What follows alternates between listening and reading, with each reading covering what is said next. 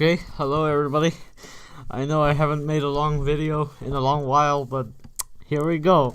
This video is a history video. I've always wanted to start, a history YouTube channel. That was my original idea. You catch my drift? Here's a video about the Arab Spring and the Central and South American revolutions in the 1800s.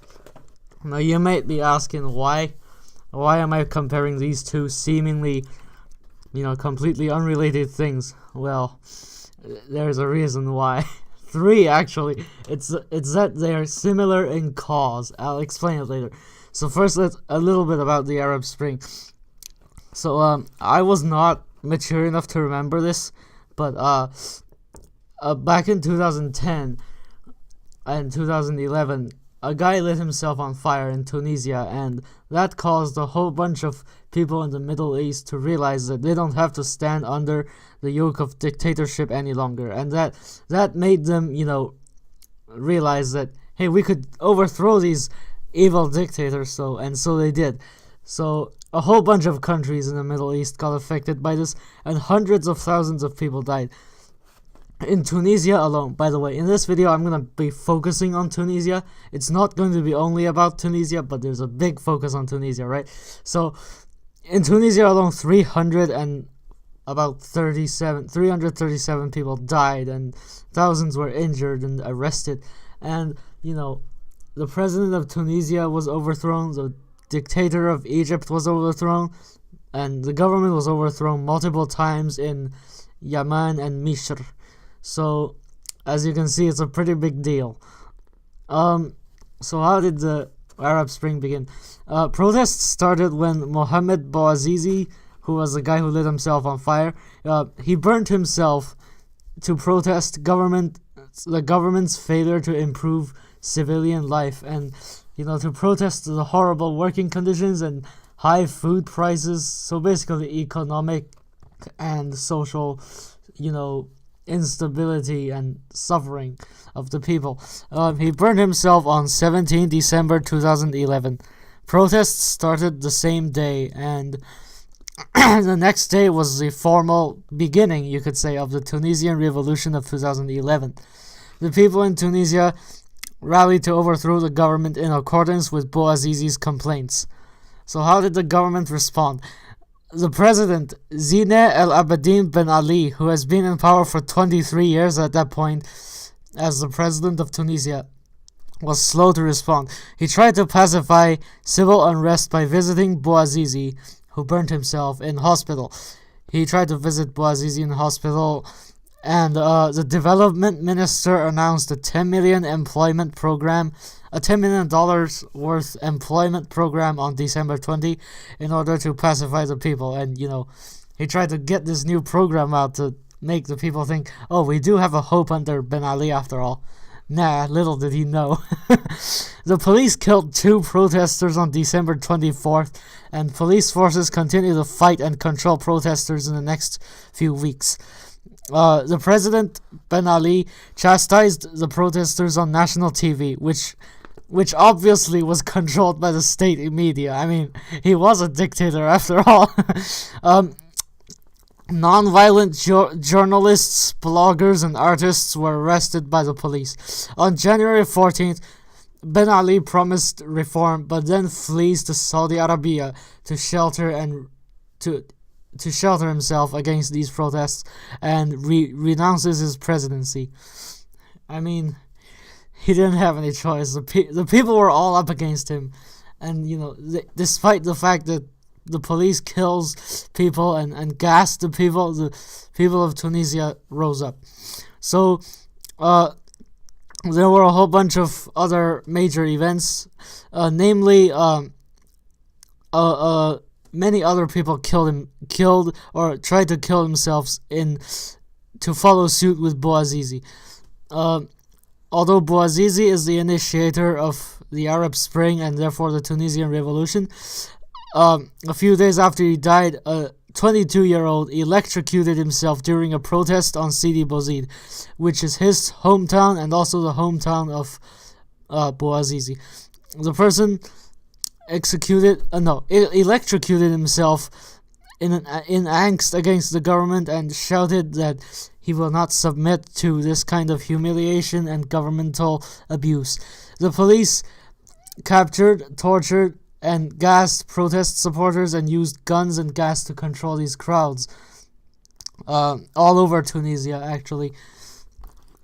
Internationally, foreign countries didn't really participate a lot in the Tunisian revolution, not as much as some other countries like the Syrian revolution, which led to a civil war, which was pretty bad. But the Arab League, a council of Arab and Maghrebi governments, committed to a $2 billion project to alleviate unrest. People in Misr followed up with protests of their own and ousted their own dictator, Hosni Mubarak, in less than a month after the Tunisian revolution. The whole thing took place in like 2 months, which is really surprising since some of these dictators have been in power for decades, and they were very old. They were senile dictators, and they were unable to stand up to the people's angst at, the death of Bouazizi and the death of their countrymen, and how these dictators manipulated them all these years. So, have international organizations done anything in that country? Well, in Tunisia, it was mainly the people. Again, the international organizations didn't really do squat.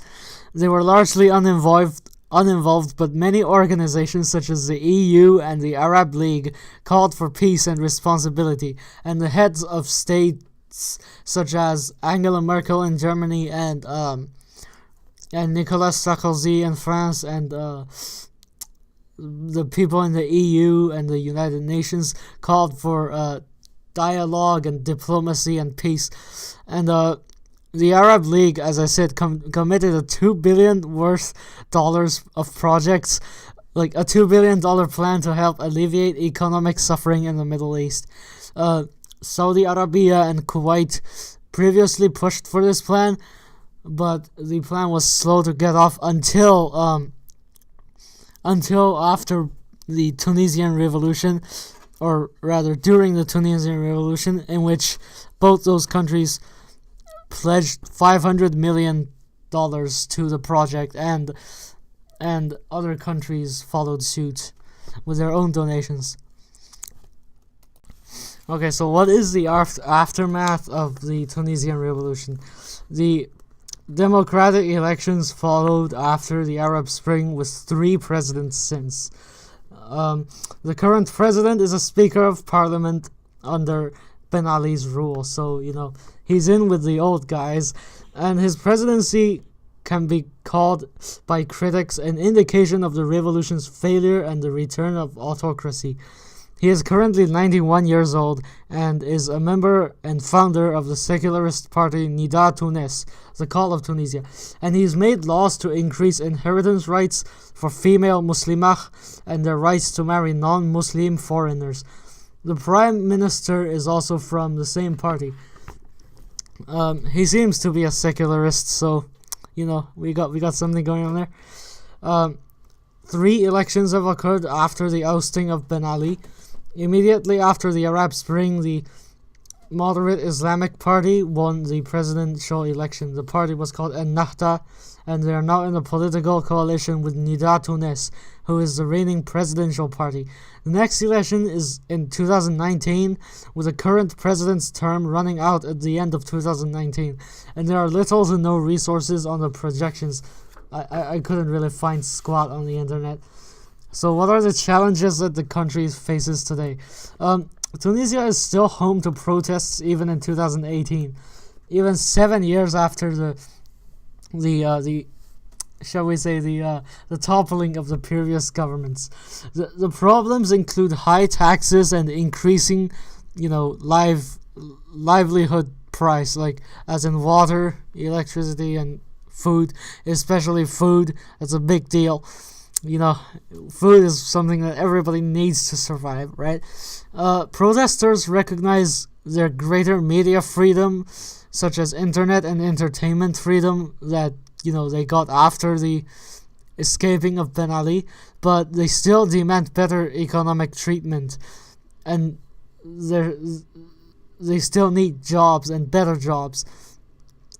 2018 would see the loss of 1 million jobs because the International Monetary Fund, IMF, has told Tunisia to, lessen its governmental spending. The IMF lent 2,400 million euros worth of credits to Tunisia in order to help them get their swag back up, but Tunisia ain't doing so good, so, you catch my drift. The IMF's gotta, order them to don't be so, luxurious. I don't know, the IMF's ordering them to lessen their spending.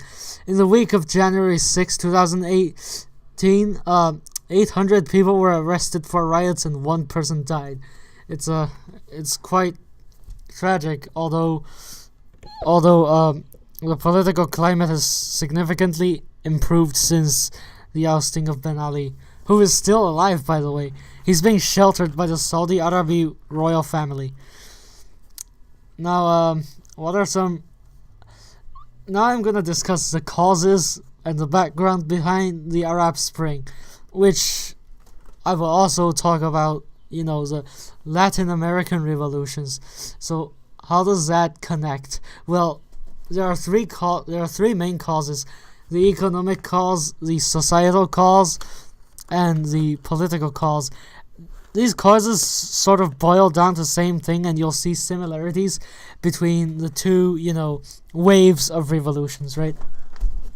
So the economic cause is that the economic cause in the Middle East is that there's a huge amount of unemployment and poverty coupled with high taxes and high prices in 2011, which led to the Arab Spring revolutions.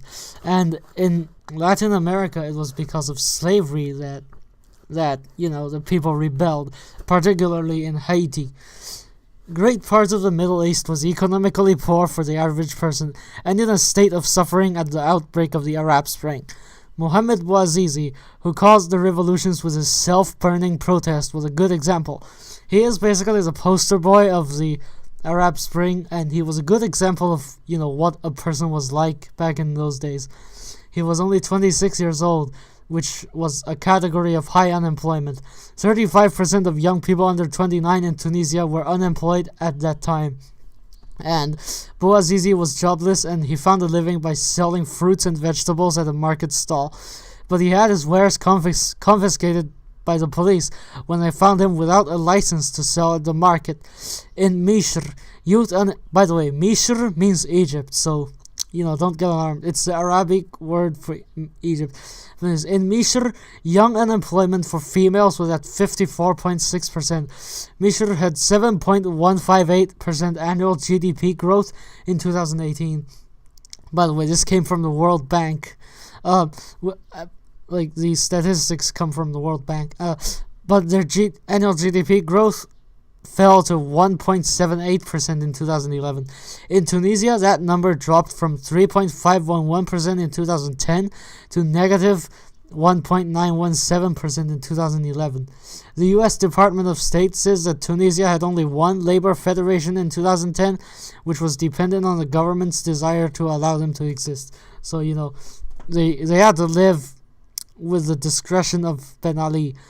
A survey of domestic workers conducted by a professor at the University of Tunis said, and I quote, 52% of workers were younger than 16 years old, 23% claimed to be victims of physical violence, 11% claimed to be victims of sexual violence, the majority received salaries below the minimum wage, and 99% indicated that they had no work contracts, which is a lot, right? This survey was conducted on 133 workers nearby Tunis, but still, it is a pretty bad condition. 99% had, no work contracts. More than 500,000 laborers in Tunisia were not covered by labor protection laws. Unemployment and poverty caused by economic recession and the lack of protection laws and the lack of effort on the part of the government to help the people caused caused in Arab Spring protests and revolutions. Now, how is that similar to the Latin American revolutions? Well, in Haiti, which, if you remember, is also part of Latin America because Haiti was a colony owned by France on the island of Saint-Domingue. In Haiti, about 40,000 free whites lived in the 1780s, with that number of slaves imported per year. So, the number of slaves imported per year is the same as the number of free white residents, right? There were 28,000 free colored people, such as mulattoes, who lived in Haiti at that time, and they were shifting towards the abolition of slavery and equal rights with whites. After a failed free colored rebellion, slaves rose up in 1791 in North Saint-Domingue in a voodoo ceremony involving pig blood, and they proclaimed themselves free and swore to destroy the slave masters. Slaves at this time had no rights in Haiti and were considered property of their masters. They were being worked to death on sugar plantations, with life expectancy being just a few years. In 18th century, almost every port on the West African coast has slave trade going on. Slaves could not own property and were bound to their work locations unless they were sold by their master, in which case they were still bound to their new work locations. The slaves frequently escaped into isolated communities called maroons, and these maroon communities raided the plantations. In the 18th century, the slaves could not own property, and in 1791, slave leaders from North Haiti took an oath to destroy slavery and burnt plantations. They attacked their white masters a week later and slaughtered them. The rebel army was led by former slaves who experienced hard labors, one of which was Toussaint Louverture, who became the ruler of Haiti after toppling the colonial government through guerrilla tactics. It's clear that the slaves despise the inhumane system, and they wanted liberation, so much so that they went to the lengths of suicide and infanticide to undermine the plantation system. A parallel can be drawn between the Middle Eastern revolutions quest before the Middle East's quest to improve the economy and the slaves' quest for freedom and economic liberty. They wanted to topple these stagnant and abusive governments, and the workers wanted better rights for themselves and better opportunities for themselves, right? Because, having bad labor is not that far from slavery. The second reason is a political reason for both areas. The political reason in South and Latin America was that people wanted independence, and the political reason in the Middle East was governmental oppression and, unfairness of laws. The Arab Spring happened as a result of internal politics. The people rose up in support of democracy, whereas the then current governments of the Middle East were autocratic dictatorships or traditional monarchies. Ibn Ali used unfair methods to bring power to himself, one of which is helping his son-in-law buy and earn profit from a Tunisi car dealership by setting car import quotas. Ben Ali's families controlled 220 companies seized by the government after the old president was ousted. According to Al Jazeera and Tunisians interviewed, Ben Ali's wife Layla founded a new school of Carthage which faced competition from Mohammed Bouabdeli's non-profit private school. The private school was limited by laws, prohibited to teach certain subjects, and its diploma discontinued. This information is from an interview with Bouabdeli by Al Jazeera. A phone and internet company owner, Ramzi El-Fakih, says that his business was prevented from growth to ensure the dominance of Ben Ali-controlled businesses. Business people say that Ben Ali's family wanted to benefit themselves to the detriment of the rest of Tunisia. Clearly, Ben Ali and his counterpart in other countries, such as Hosni Mubarak, were interested in their own cliques, in their own, in benefiting themselves and peoples that they thought beneficial, and they were not interested in the greater good of the countries. And they were not interested in helping their countrymen have better standards of living. Similarly, the colonies in Spain and Portugal were just that. They were colonies. Now, a Spanish unit of colonial government was the viceroyalty, headed by a viceroy who was the representative of Spanish king, and he was selected from the nobility or clergy in Spain by the king. The Kingdom of Spain levied taxes on imports and exports in the New World, especially the quinto tax, or should I say the quinto tax, which is 1/5 of all the mining products that went to the king. South America was extremely rich in silver and other minerals. If you have ever heard about the Sierra de Potosi, that basically was the monopoly of the world's silver at that time for 100 years, and 1/5 of that had to go to the King of Spain. Never mind what other taxes the Spanish people or the Spanish nobility tried to impose on the colonies.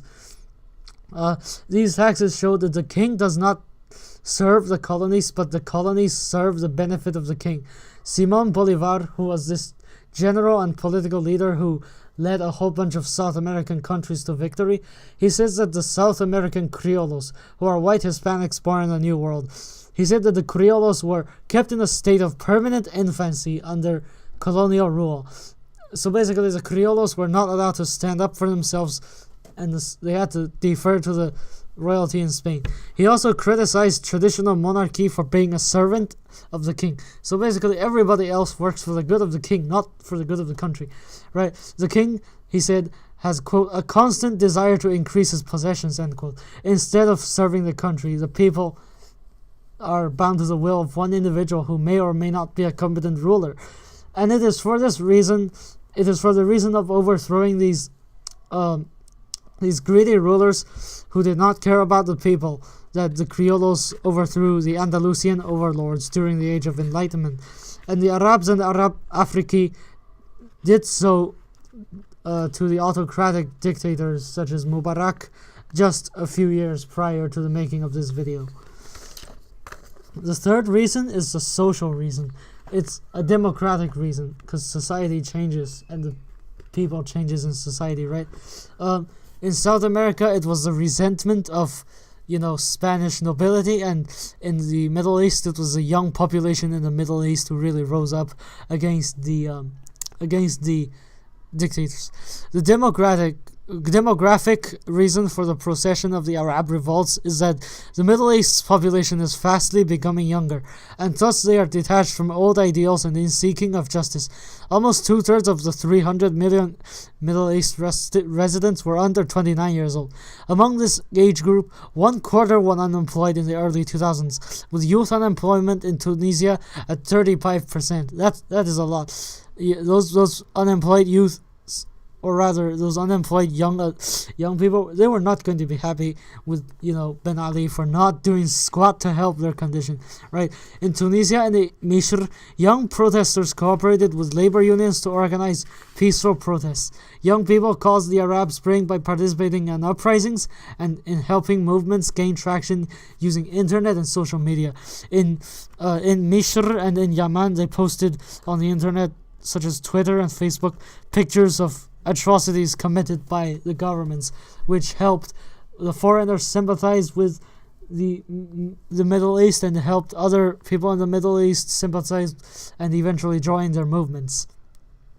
The poster boy of the Arab Spring, who is Mohammed Bouazizi, he burned himself to death in protest of Tunisi government corruption and oppression, and he was the young demographic as he was only 26 at the time of death. The role of young people are significant in the cause of the Arab Spring, in that they were severely disadvantaged, and they were the initiators and propagators of the uprisings. Between 1975 and 2000, the population of the Middle East nearly doubled, meaning that all these young people were rising up against, the injustice of these old governments. Young people, if you know, tend to be a little fierce. I mean, it's not a hard statistic, but I think we can all agree that young people are more likely to be risky, right? Now, similarly, in Latin America, the revolutions were also caused by a demographic and therefore social change. Instead of the youth, the catalysts of the Latin American revolutions were the criollos. They were white Hispanics born and raised in the New World. Criollos had little allegiance to Spain, since they've most likely not visited Europe and they were automatically considered lower class citizens than the aristocracy who were born in Europe and moved to Latin Americas.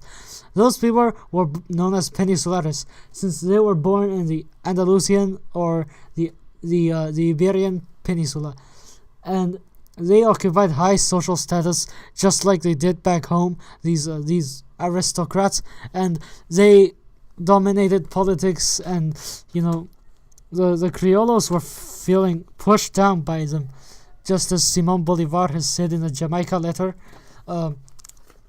These aristocrats from Europe, they were depriving the criollos of their rights to become masters of their own countries. So Simón Bolívar, who was the war leader of the rebels in Latin America, was a criollo himself, and the lack of criollo independence was one of the main reasons that he cited in the Jamaica letters.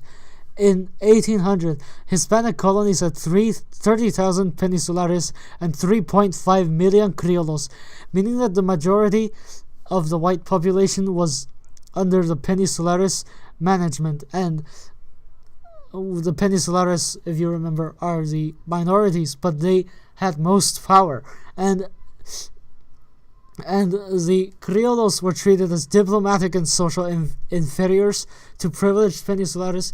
They were not the lowest. The lowest were the natives and Africans, but the criollos, they could not advance to the point of the richness and power of Peninsulares. However, eventually they got richer and in some ways surpassed the Peninsulares, and all Spanish colonies in the America were lost to the Criollo-ruled republics in the time of 1810 to 1825, with Criollo generals such as Simón Bolívar and José San Martín, I think he's called. They were the driving force behind the overthrow of the Peninsulares. However, Cuba and Puerto Rico were the two Spanish colonies that survived colonies. Simón Bolívar said that was because they were not accessible to the movement. Like, they were quite detached. They were islands, so they were quite detached for the rest of the movements, which mostly happened in South America. Notably, instead of liberal social reform, the criollos simply wanted to do away with the Peninsulares and maintain their dominance in the social structure, with mixed race and African people still remaining as inferiors. However, the reason is similar to the Middle East in that, this whole new generation, this new demographic was created, right? Before Spanish had colonies, they didn't have that many people born in the New World, but after the colonies have been up for hundreds of years, there was this new generation who had they had no personal stake in what the King of Spain wanted, and neither did the young people in Middle East. The young people, they've been living their whole lives in dictatorships, or the majority of their lives, and they really weren't angry. They were angry and they weren't satisfied, so that's why they were so pushy in their revolutions. So what can we learn from this? What can we learn from the Latin American and the Middle East revolutions? Well, for one, political and social revolutions, they have differing causes, right? Although the causes were similar, the criollos were notably more conservative than the Middle Easterners, because Simón Bolívar argued for a republic and against the demagogic tyranny. So basically, that was the tyranny of the masses. He didn't want a full-on democracy like the Middle Easterners wanted, right? But still, they were more liberal than the king and the royalty of Spain and aristocracy. You know, it's similar in that both revolutions occurred as a move towards more representative forms of government, and in Haiti, the workers wanted better rights, just like in the Middle East. Political revolutions usually have one underlying, driving force and several aspects of this driving force. Like, for example, the Criollos, who wanted independence from Spain and power from themselves, was really the main driving force. And the young people who wanted to topple these irresponsible and nepotistic and abusive governments, they were the main driving force. But they had many aspects, social, political, and economic aspects, that made these revolutions possible, right? And it's because of a complex number of factors. Some factors that I didn't mention are perhaps the waning power of these dictators. And even though I mentioned social media, I don't expect these revolutions in the Middle East to be as fast and gain as much traction, or even be possible just 30 years ago, because their social media just ain't that big, right? So yeah, political revolutions are complex, and another aspect that I lacked mentioning was suffering. There's a huge amount of suffering. I did say that Tunisia had suffered 300 deaths, and overall the Arab Spring caused hundreds of thousands of deaths, and it led to several civil wars in Syria, which was devastating to the people. So it's not all good. The people who rose up, they were not all good. Some of them were just greedy. To be fair, the people were oppressed, but just because somebody is a victim doesn't mean they are not also an aggressor. Right? So why did I do this? It's because some people just don't take the Arab Spring seriously.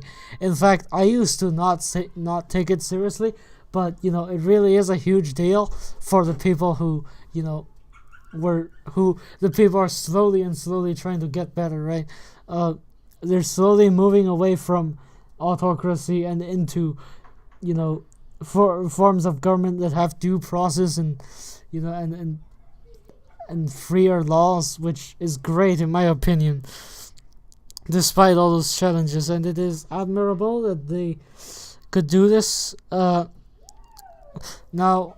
the people, why did they rise up? They thought that toppling the current government would have helped the then current governments, I should say, would have helped them get a better standard of living, because the government controls pretty much everything if you think about it, especially if it's a dictatorship. But even in representative forms of government, the government is a great deal, and the very purpose of government, I think, is to limit people and to help people become better. And when the government isn't doing that, the people have got to rose up, and that's what I think the Middle East's people realized. And as for Latin America, I mean, the Criollos just wanted powers for themselves.